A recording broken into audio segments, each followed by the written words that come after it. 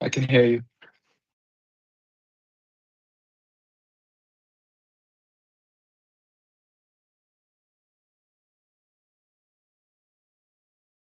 No problem.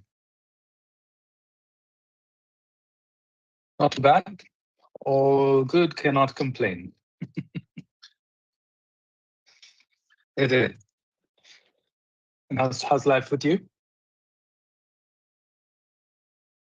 All right. All right. Perfect.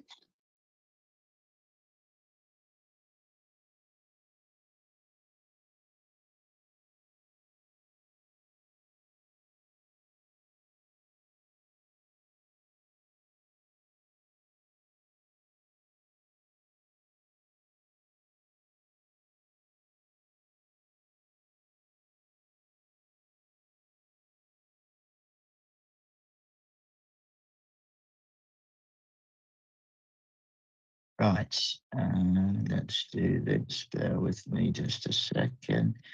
We should have Barry with us as well soon, and then we can get going. So just a second, please. Okay, trying to. Okay, okay. Now we can see a nicely uh, image, and then we'll be going in almost a few seconds. So just bear with me, please, if you don't mind, Jeffrey. Just 1 second. No problem. No And problem. then we should be on this basically. Okay. I think we are almost there. Oh boy. So now I need to disappear so that I don't get the echoes. Rightio. I think it's time we start. Good afternoon, everyone. Thank you very much for joining us. This is Startup Growth Q&A. It's our 159th session. We've been doing these now for about 4.5 years. And the idea is quite simple. You see, unfortunately, over 90% of startups fail. And the top three reasons for that are one, market fit, two, running out of money, and three, not having the right people. But guess what? when it comes down to it, there's only one thing that really matters, and that is your ability to sell your product or tech to, or service for that matter, to enough people. And this is what we're here to help with today. We'll have some amazing panelists who are going to take any questions you may have on that growth journey of yours. By the way, there are no wrong questions, and there's no need to be shy because it's a learning curve for us all. As far as your questions today, by the way, they can be on anything to do with business growth, whether it's user, vendor, client, partner acquisition, growth hacks, go-to-market, um, sales, marketing, advertising, branding, and all that jazz, really. There are no wrong questions again, and no need to be shy. Now, the way it works is we're going to be here for the next 55 minutes. During this time, you'll post your questions in the chat. We will then give you the mic, and that's it. Then you take it away. You introduce yourself and ask your question. For those of you that are on the live streams, whether that's LinkedIn, YouTube, Facebook, or Instagram, please be aware that unfortunately we're unable to monitor your questions live. So what you'll need to do if you want to get help, you'll need to join us here on Microsoft Teams. It's a audio only call, which means you can join us from anywhere via any platform or device. All you have to do is go to our website, startup2scaleup.club. You scroll down a little bit and then find today's session, which is Startup Growth Q&A 159. You click join. It's a quick registration that gets you a link to your email. Through that link, then you can tune in to our call here on Microsoft Teams. And when you do that, then again, just drop your question in the chat and we'll give you the mic. Now, if your questions, though, today are not on growing your business, please save them for the other conversations we run. On Mondays, it's talent. On Tuesdays, it's product and tech. On Wednesdays, as you can see, today's growth. On Thursdays, it's fundraising. Second Friday of each month, it's UK startup law. And third Friday of each month, it's UK startup finances. They're all from 12 to 1 p.m. UK time. You can register to any future session via our site, startup2scaleup.club. And actually, when you're there, what you may also want to do is to join our WhatsApp community. We've got some amazing groups of founders, investors, and operators that you can connect with and learn from. And of course, you can ask further help from our brilliant panelists. Now, the way we'll work for this today is we'll go through some introductions. Then we'll open it for questions from the audience. Introductions first. Then I'll ask my panelists about their biggest do's and don'ts when it comes to early stage growth. And then we'll start taking your questions. One kind thing I ask is to please not leave it for last second, because we often do run out of time and are unable to answer questions from people. So again, don't leave it for last minute. With that in mind, we are waiting for a couple more people to join us, but shall we get started anyway, Jeffrey? So I'll start with a quick introduction. My name's Anton Cole. I'm an Albanian in London working with startups normally right after they get investment. I embed within their teams and help them hire and keep the right people. I also do some growth advisory work with a few other startups and help some angels and family offices with their due diligence and their assessment. And I guess that's pretty much it.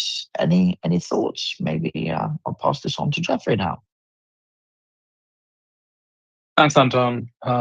So I'm 15 years into the tech industry. I've got large company and startup experience as well. And I largely work with founders and executive teams to connect the dots and help them to unlock growth for their business. This usually falls within the realm of product market fit and go-to-market strategy. whether that's distribution or actually aligning marketing to product and to the audience that they serve. Cheers.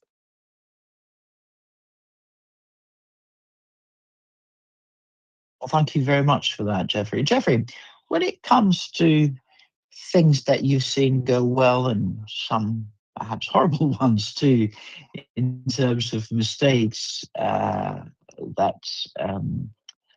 well, in terms of mistakes that founders make, what would you say are your most important ones? If you can think of a couple each, that would be great.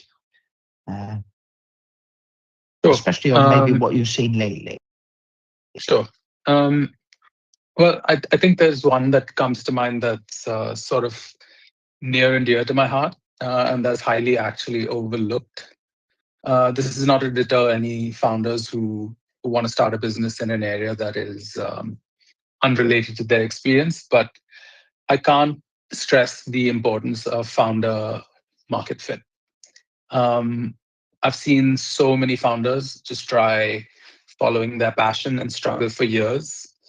And there's actually something there that when you talk about taking a startup from 0 to 1, that is really, really visceral.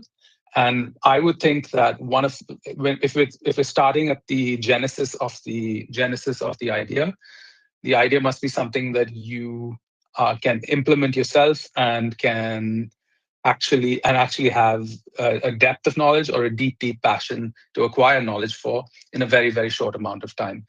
That to me is the original sin, if you will. The second one I can think of off the top of my head is not validating fast and quick. And it's never too early to validate. A lot of founders build blind still, which is interesting. But validation is super important. You don't have to do the heavy lifting yourself, because what you do need to look for is points of validation that exist and how to build on them and tell your story combined with the data points that are out there.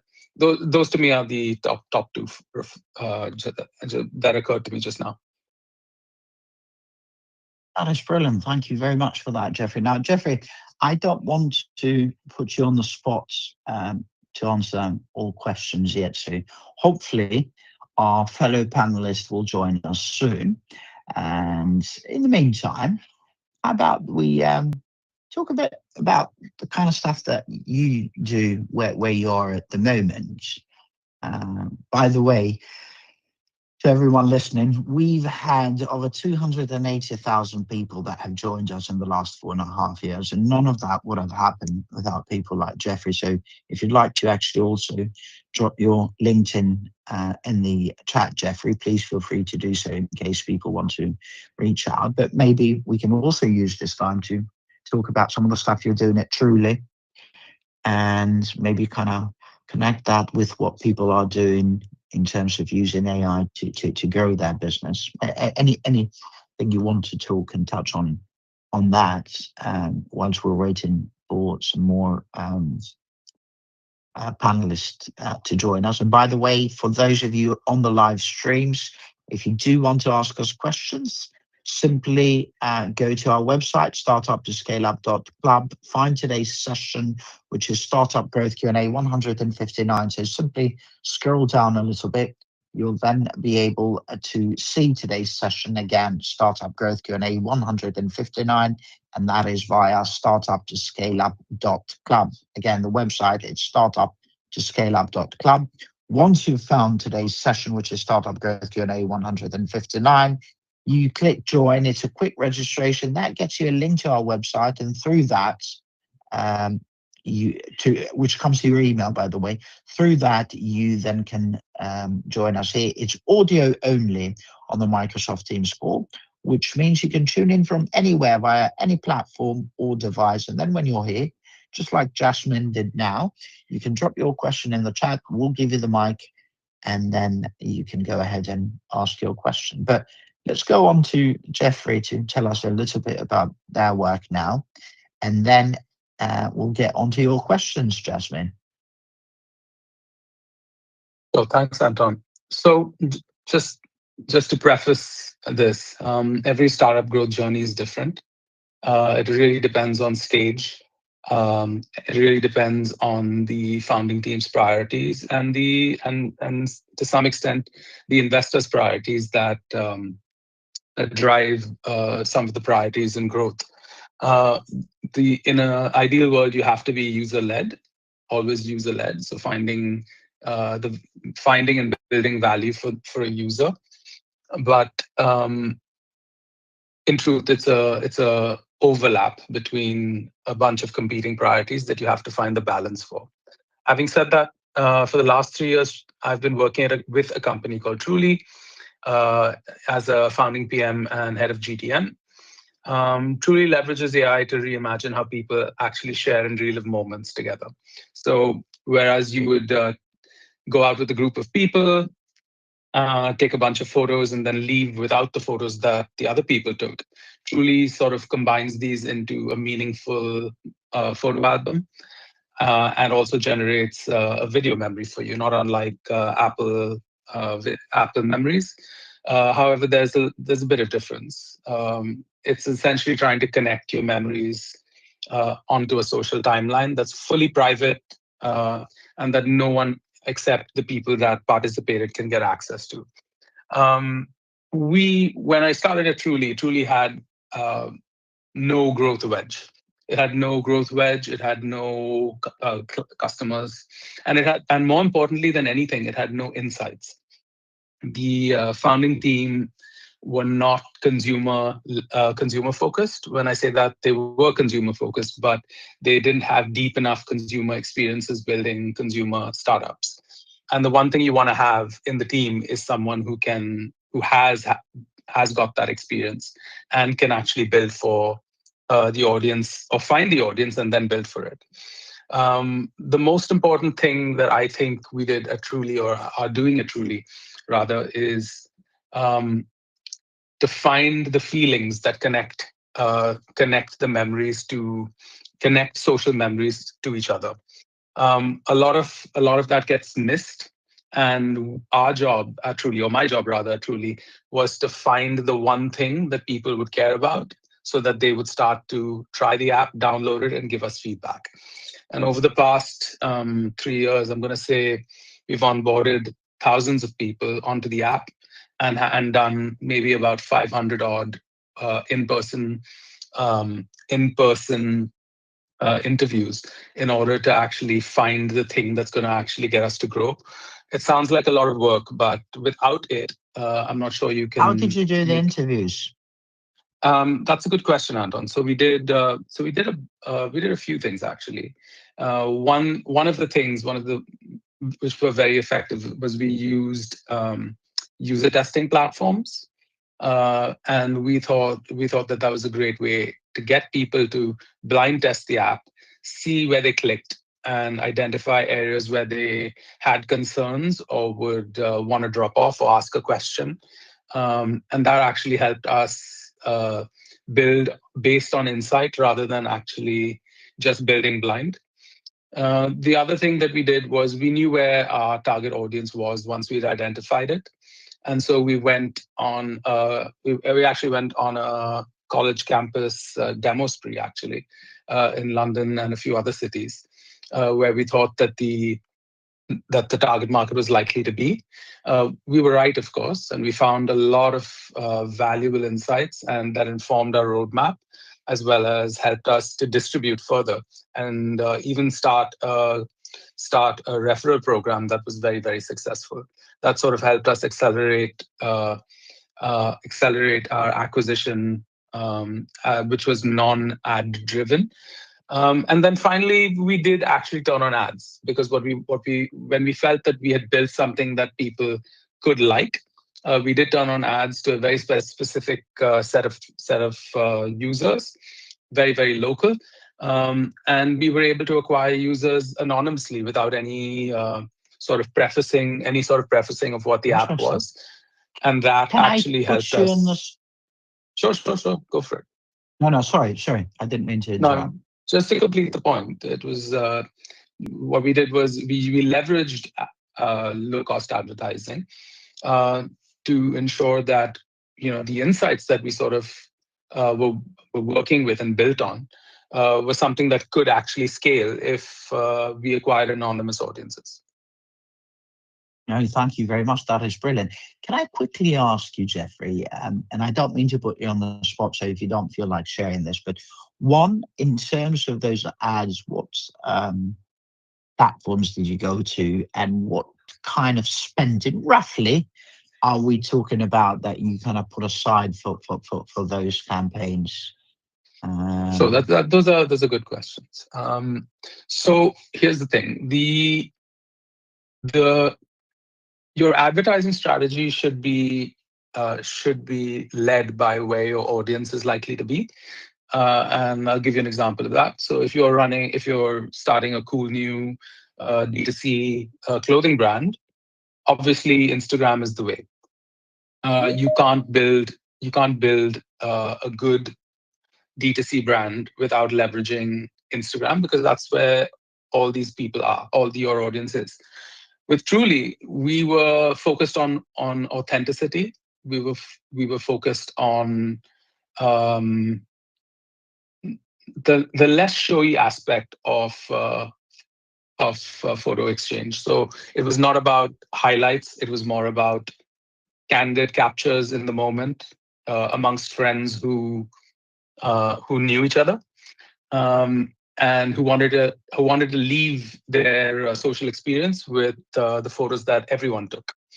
And so we found that the best approach for us was, we did try Instagram, of course, and we continue to always try channels, but we found the best marketing mix for us was specific kind of influencer,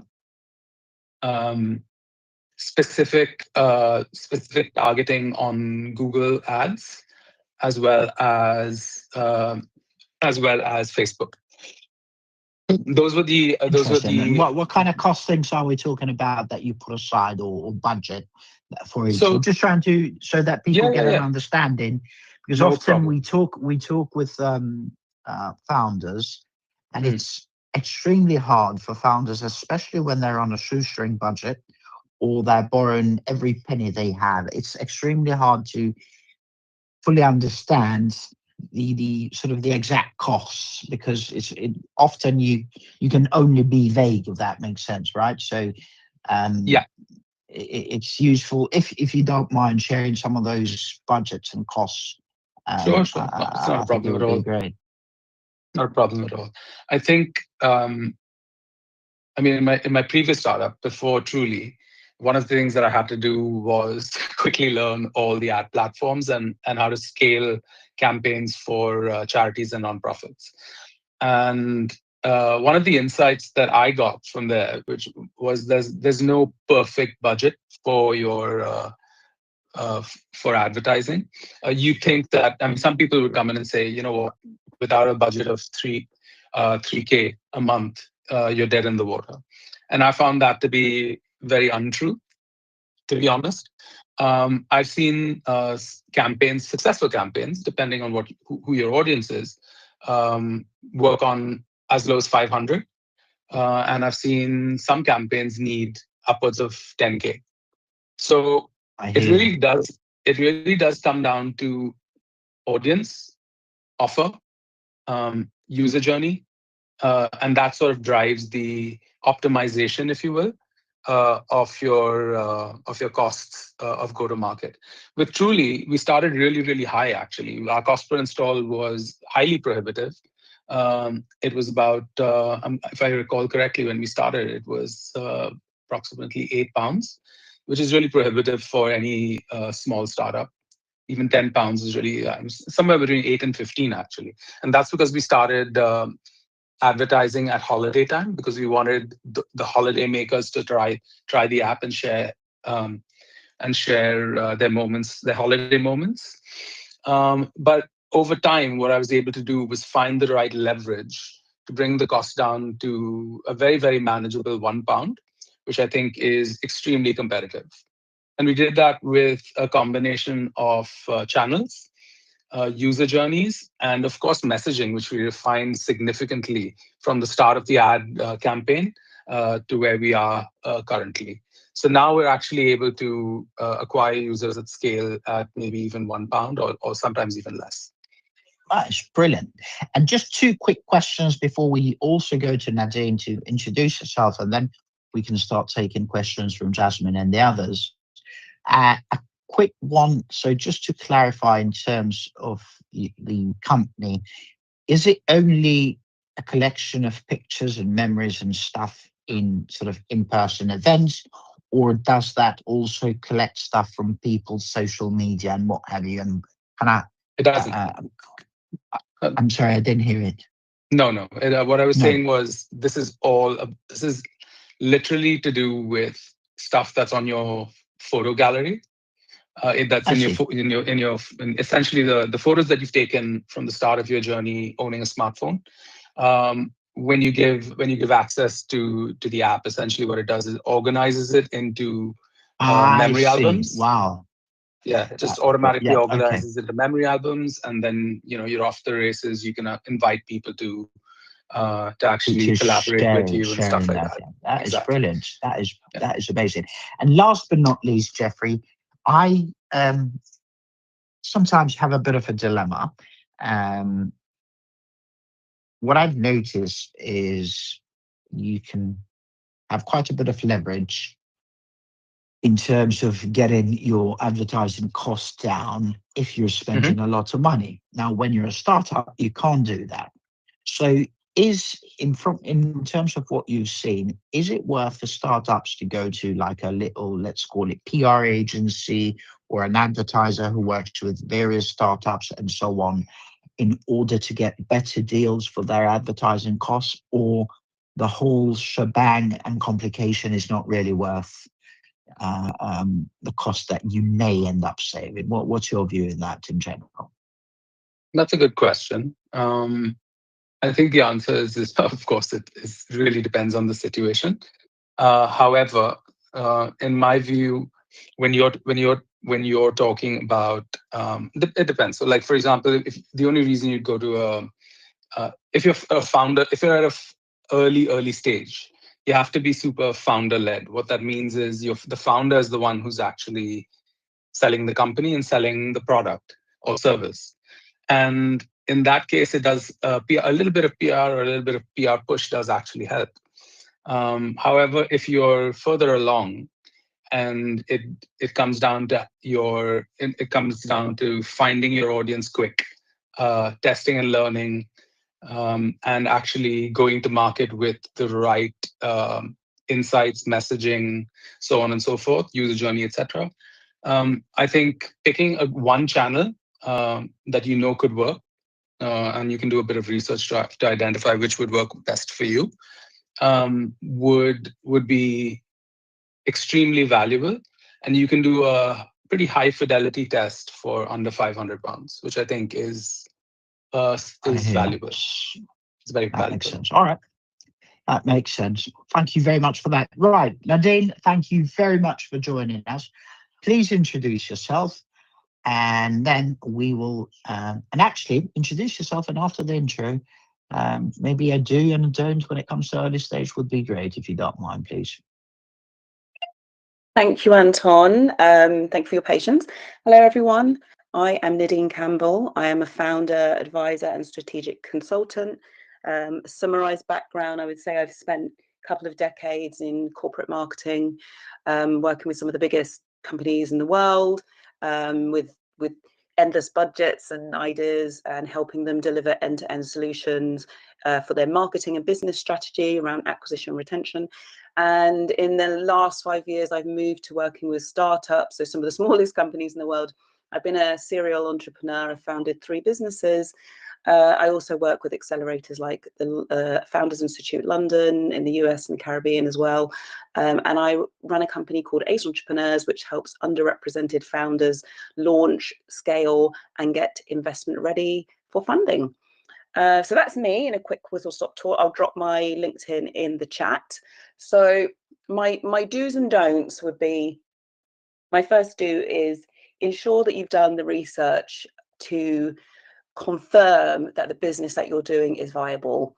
I speak to a lot of founders that have great ideas, but when I ask them about how did you quantify that, that gets a little bit more shaky.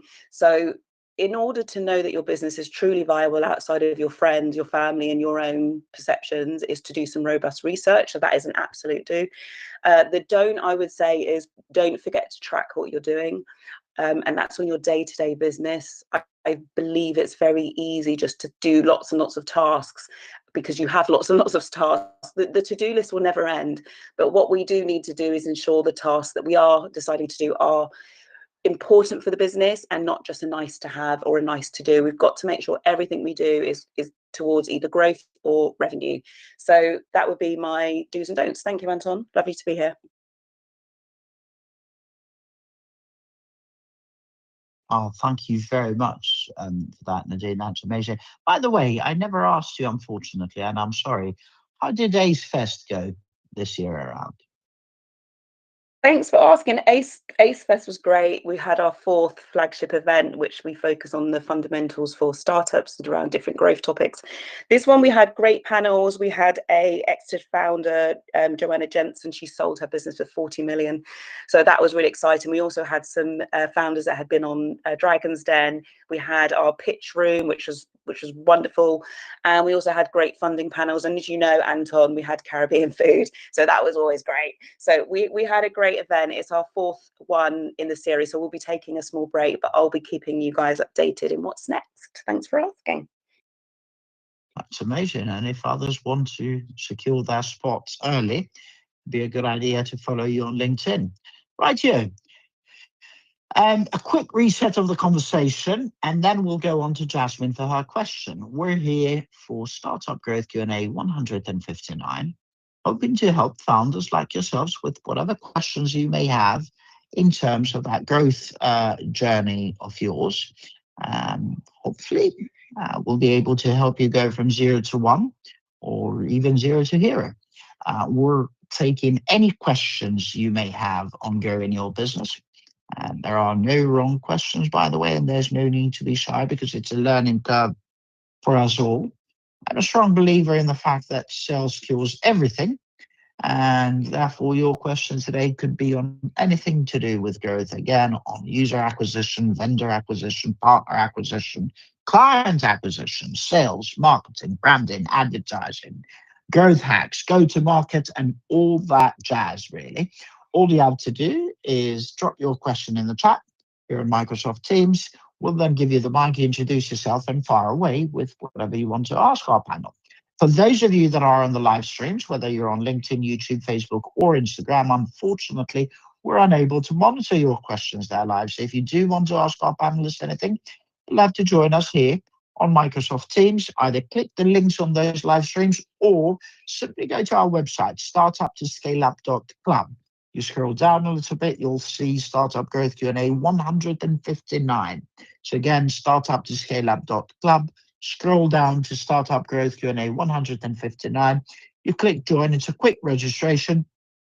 That gets you a link to your email. Then through that link, you can join our call here on Microsoft Teams, which, by the way, it's audio only, meaning you can join us from anywhere via any platform or device. And if you're like me, you won't need to spend a couple of hours in front of the mirror before joining the call. So this is the kind of stuff you can do on your lunch break, or perhaps as you're changing baby nappies or walking a dog or working from a shared office, whatever you may be doing right now.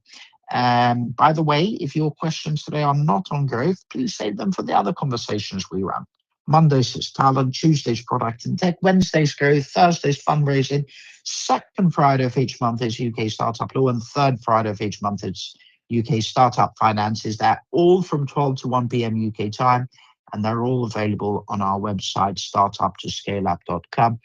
Actually, when you're there, you may also want to join our WhatsApp community. We've got some amazing groups of founders, investors, operators, of course, our second to none panelists and the mentors that we have. And I guess maybe this is a good time to go to Jasmine. Jasmine, are you audible? Can you hear us? Hello, I can hear you. Thank you. Yes, we can hear you too. Please introduce yourself, Jasmine, and fire away with your question.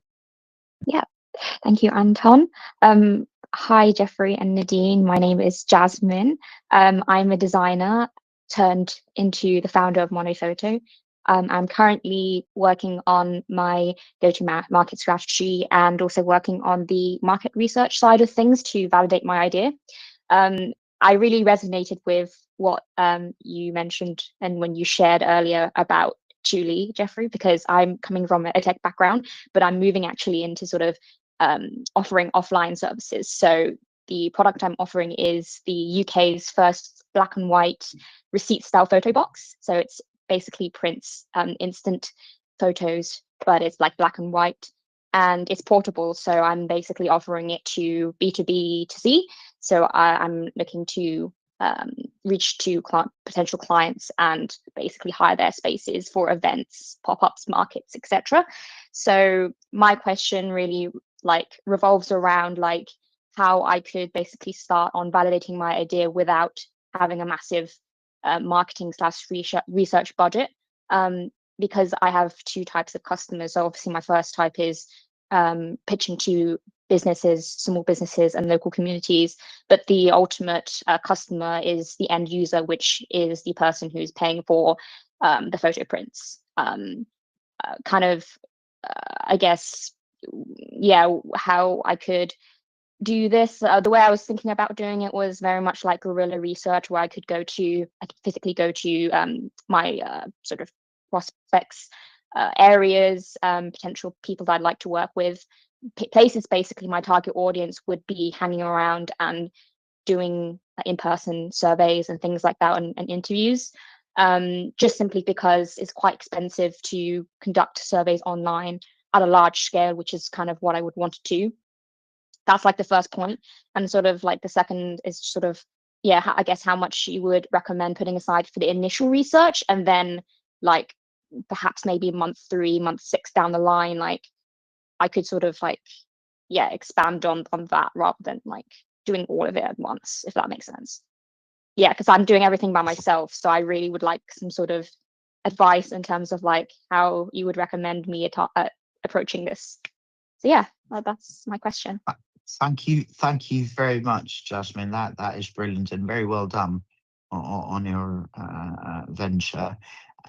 Maybe a good idea to, I don't know how busy Jeffrey is, but there might even be some room for collaboration that I would definitely explore from both of you. Obviously, it may Happily, be, anything you need. that is brilliant. It may take some time until Jasmine is ready to kind of explore collaboration, but just something to be there.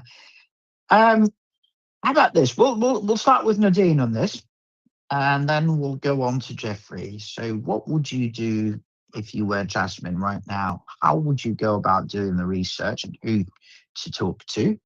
And I guess how much would you put aside? We'll go to Nadine and then Jeffrey, please.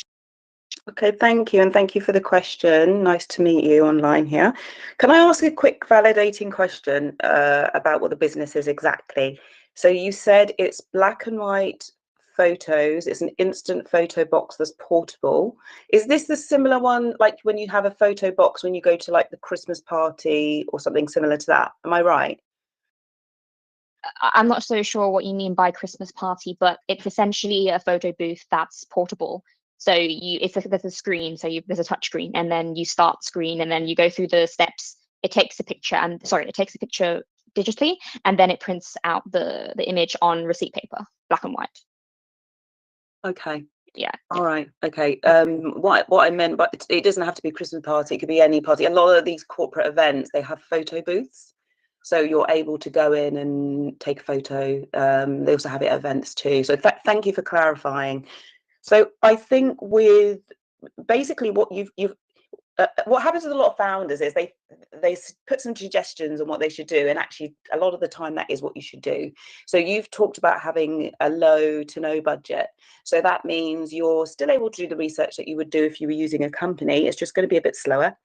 The good news is you're coming up to, or you're in event season. So there'll be lots of opportunities to do some validating research without spending a lot of money, because you'll be able to offer some added values and bring your booth to said event and then speak to those that would be using the booth to get their feedback.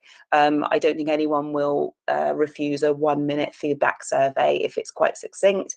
So I think the ideas that you have for that make sense.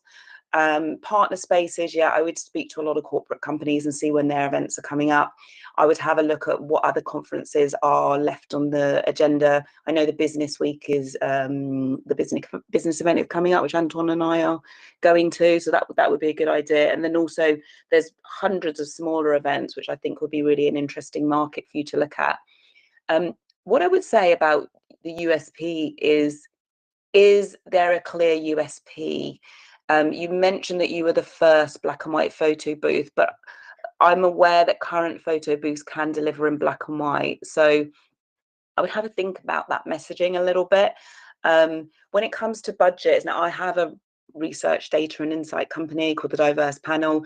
Typically a budget 750 to 1.5k, I think, is what you want to be thinking about on a long-term budget. So whether that is the case that you deploy that over the course of a year, because research, it comes in periods. There'll be the research that you do ahead of going live, the research that you do for those that adopt your product early, and then the later one that you do once you either plateauing or realizing that you're doing really well, how to exponentially grow continuously. You'll need to do it. So I would say consider around that much money in order to validate your idea. I think it's very, very important to spend money on this, because I think often people don't, and then get later down the line and realize that it's not as viable as they might think. A couple of tips quickly, I'll round up. I can hear Anton telling me virtually Daria. So I would observe their behavior as well as their opinions. So how do they use your product? Is it in the way that you endeavored, or is it something else? Do they want to do gifting? Because it may be that they might not want it, but like it as a present. Is there something that can go around that? Think about quick questions for those that don't have time. So you've got a 1-minute survey, but is there one key question that you need to know? And keep that question succinct across everything, all of the surveys that you do, so you have validating data over time. Small businesses typically don't do data-driven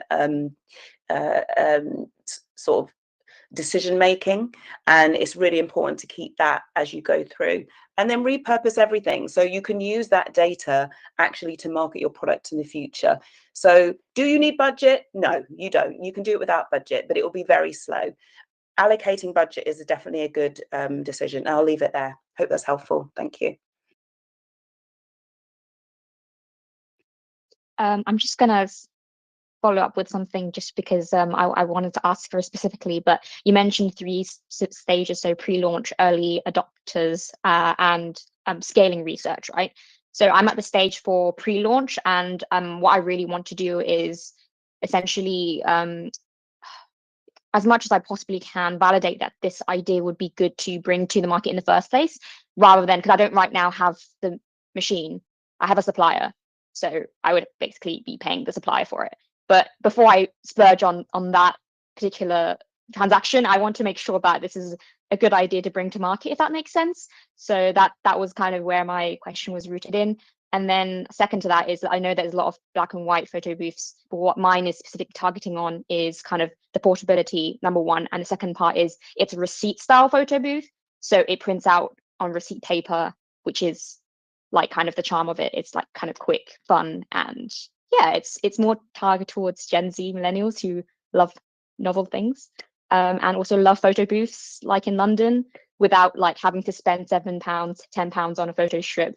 So yeah, it's kind of one of those things. So yeah, but that's it. Okay, that's good additional point. So I would say get a good rendering together. So just a couple of slides which show what the portable machine is. If you can get a example, a touch and feel example of it, I think that's going to be really important, so they can actually see the end result of what they're purchasing and the price. So then I would say go into those spaces where they are, and now you're more open to where you can do this. You can go to shopping centres, you can go to festivals, all sorts of things now in order to validate the product. But I really think you need to have a very good, very realistic example to get the correct feedback from your audience. Hopefully that's helpful, and I'll leave it there for the other panelists to speak. Thank you very much, Nadine. Jeffrey, what would you do here?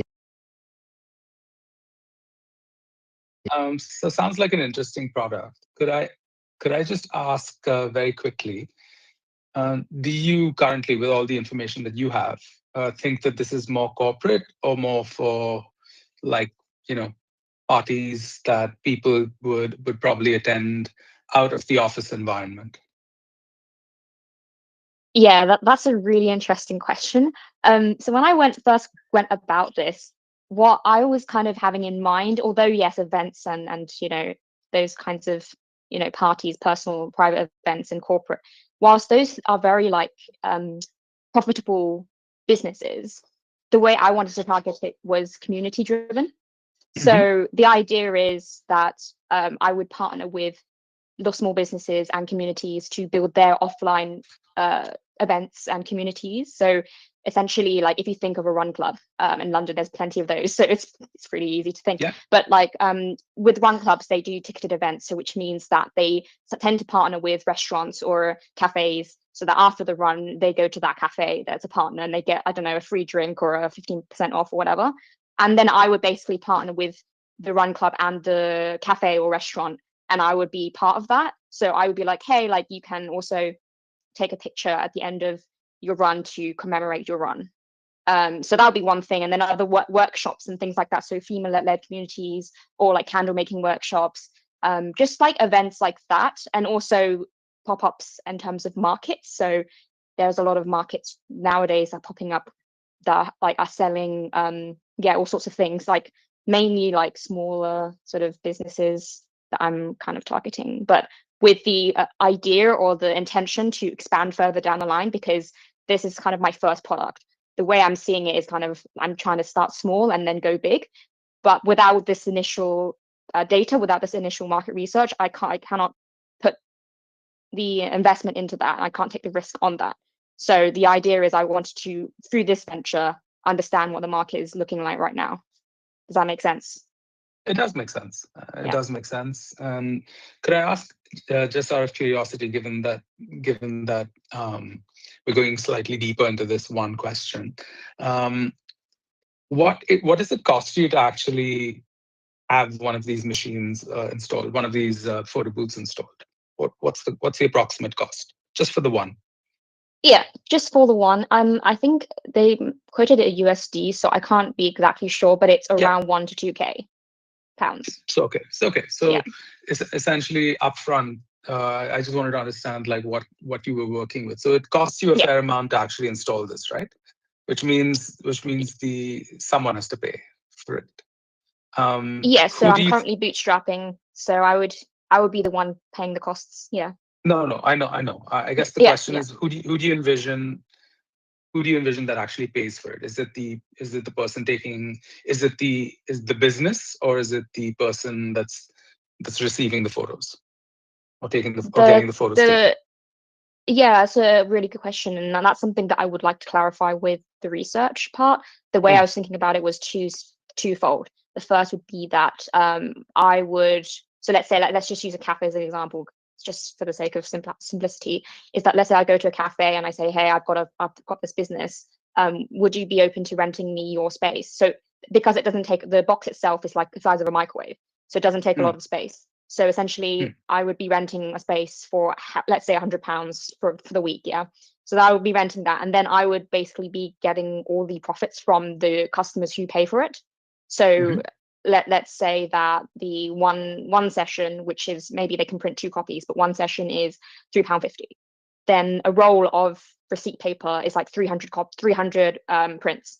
So you can do the maths, right? So essentially, I would basically be only paying that £100. So the expense would be the receipt photo paper and the cost of the renting the space. That's one way. The second way is that I basically partner with the cafe and I say, hey, like I'm doing this thing, and I would like to validate the idea. Would you be open to partnering with me just for this like pop-up event trial, like maybe 2 or 3 days? and then you would get a percentage of the commission from the sales. So that's the second way, is that I would be providing commission. So yeah, I haven't figured out like specifically what way would be best, and the reason why I say that is because every business is different, and some businesses might prefer just a stable, like they know they're going to get £100 a week, whereas some people would want to have, rather than that, have a commission. So it's like whatever they earn, I earn, essentially. So yeah, I guess like, yeah, just question for you in terms of like what you think about that, and if you have any further advice. I think, okay, so there's a lot there. So I think one thing that I would do just is find a place that is Instagrammable and people take a lot of photos at. Like, for example, I'm going to probably get killed for this, Peggy Portion. So they basically have people taking photos there all the time. It's an Instagram cafe, essentially. I've hung out there as well to get people to give me feedback on the product, and it's really it's a place where your captive audience hangs out. What you could do as well while you're there is ask as many of these Instagrammable places if they were willing to try your photo booth for a specific amount of time, and that they would bear the cost of renting it. You would not pay for it, but you may actually bear the cost of the first installation, which means was it £1,000 that you said, $1,000? You mean for the machine itself? Yes. Yeah, for the machine itself. Yes. Yeah. If you were willing to, or you had the ability to do that, that to me would be the fastest, true to life way in which to see if people see value in it.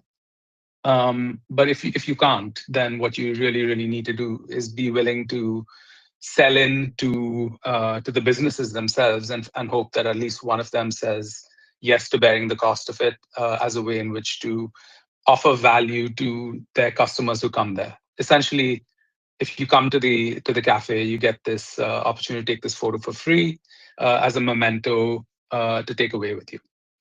Does that make sense? Yes, that's exactly the point I'm trying to make. The point is that my sort of unique selling point, other than the fact that I'm doing all of these things and it's like the first sort of box style photo booth, is that I want people to come through the door. Why would cafes be willing to do this partnership with me, right? Is that the social media element of like, okay, getting customers through the door, having this collaboration, it's fun, it's not expensive activity. Like there's a lot of more expensive activities in London, right? It's literally in a space that they're common, like with, they're not going out of the way to go to a museum. So that's kind of the element of, you know, how to say, like the daily life kind, in a sense. Like it's not like you're going too far off the beaten track to do anything. So yeah, I like that. That's what I really want to hone in on, which you really understood. Yeah, absolutely. I think with products like this, which are essentially physical products that have to be installed, you really need some sort of partner, and more importantly, you need the context to create the moment that is usually missing, and that we struggled with at Truly, for sure, to start to find these places where we could create the context for taking photos, and we were just an app, or we are just an app. You have a physical product element to it that needs an installation, and so I would say partnerships with Instagrammable locations, let's just call it locations, are definitely a way to go. But if you want just guerrilla validation, go to as many events as possible and just ask people about the output. Essentially, show them the output if you can, and I think that will jog a lot of your conversations in terms of what value they attribute to the format that you are actually you've actually developed, which is the black and white retro. Something that you can hang up on your fridge potentially, so on and so forth. Just a memento, those kind of things. I would say those are important to do as well if you don't have the ability to actually install the machine at least in one place and see what happens. Thank you very much, Jeffrey. Yeah, go ahead. No, I was just gonna sort of bring back to the original question of like how much would you recommend sort of investing initially for the pre-launch stage? Because when I was looking at doing the sort of survey research, which is more of like the, you know, forms and stuff, it was like costing like, I don't know, anywhere between 300 and 500 pounds for like 10 responses or something like, or 30 responses, something like that, which I think is quite a ridiculous price. But so yeah, other than the research that we just mentioned about going into the physical places, is there anything else that you would recommend that's not as costly? Yeah, you know, to be honest, at this stage, your best investment is your own time, talking to customers that could potentially people that could actually pay for your product or service. And honestly, I've done surveys as well at maybe 15. I've done surveys at 100, depending on the kind of clients we're looking at. They're never as accurate as you sitting across from a customer potentially and speaking to them. And if you're based in London, you have all the ability to actually do that. So I would actually just make an investment in terms of your time, to be honest, and ask the right questions. Because the right question, if you ask the wrong questions, your research actually ends up going terribly wrong, and you might end up somewhere that you're not, you don't really find valuable and can't actually use for future roadmaps or products that you're actually building. I'm happy to send you over a few questions after the call if that's helpful. Thank you very much, Jeffrey, and thank you very much, Nadine. I don't think we'll have time to go to other questions, so I'm going to chime in on this as well. Jasmine, are you able to find somebody to either help you or perhaps a co-founder who comes from an events background? How viable that is something like that, you reckon? To be honest, I don't know too many people in that space. This is obviously something that can be easily fixed with the networking. And, you know, I've been actually networking recently. I went to this this marketing festival where I learned all about sort of marketing and stuff. Okay. But I think, in general, I wouldn't go. I wouldn't go too deep on that, because finding a co-founder can be as hard, if not harder, than finding a husband or a wife. So don't worry about that. Then maybe try and find a way to get somebody to help you. Just call people. But actually, like Jeffrey said, forget the cost for anything else. Try and work out a good way to ask questions. And what I would focus on is, number one, you are in one of the best periods of the year because we're coming up to Christmas. So I would make a list of either universities or student unions or university event organizers. I would make a list of some of the biggest companies with actual venues like nightclubs or bars or what have you that are in London. Forget everything else, just focus in London. I would then make a list of big venues that do party organizing, like corporate parties and so on. And then obviously a list of some events. Your job is between now and the absolute latest end of October to find at least one partner in each of these. And last but not least, in terms of partnerships, think of some landmark locations, just for argument's sake, whether it is the British Museum or London Eye or whatever, where, you know, your kind of people, the people that you want to come and take pictures, would go there in masses, and maybe speak to either who owns or runs that, or maybe a local authority, or whatever it is in terms of that Instagrammable stuff that Jeffrey mentioned. And you then also need to find one of those, or what the hell? Just get a bleeding machine and go there and do it yourself. And if the police come and ask you, which I doubt they will, come and ask you to move, you just say, sorry, okay, I'll move, and you move somewhere else.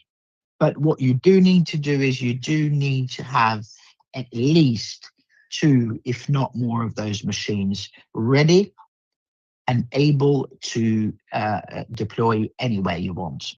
Because I know it's an investment, and I normally don't advise on this. I normally am against spending money until you've actually done the right research, but this isn't a ton of money. And I'm sorry to say it, but if you're not able to spend £2,000 or £3,000 per machine and get a couple of machines, then it may be a better idea to actually get a job and save that much money rather than start a business.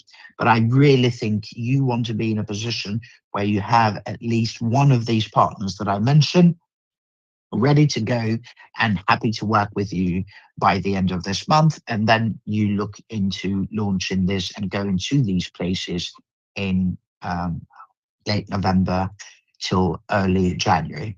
That is the best way. It's kind of baptism by fire. And that's where I would focus. I'm sorry, Jeffrey, did you want to add anything?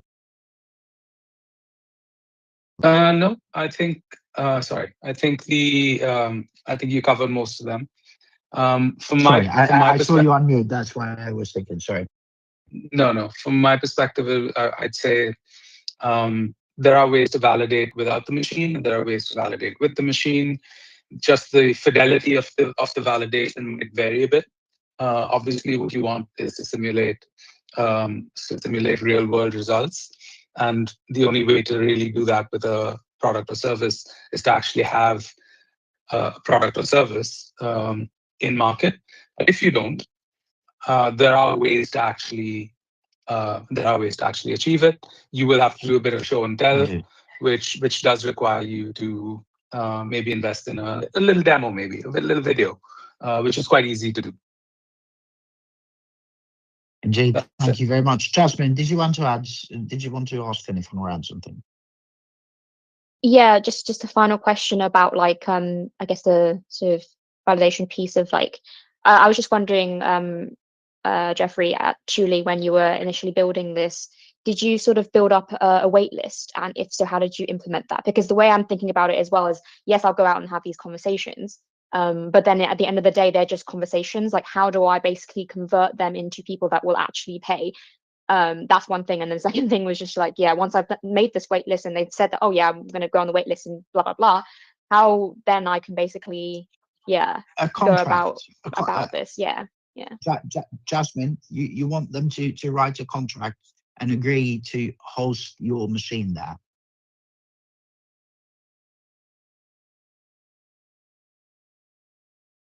Yes, Jeff. Yeah, so Jasmine, I'm not sure a wait list for this kind of product is a requirement. You could try it, but super important for you to be able to display the product on some, either on, if you're doing it anonymously or if you're trying to scale it in a very controlled way.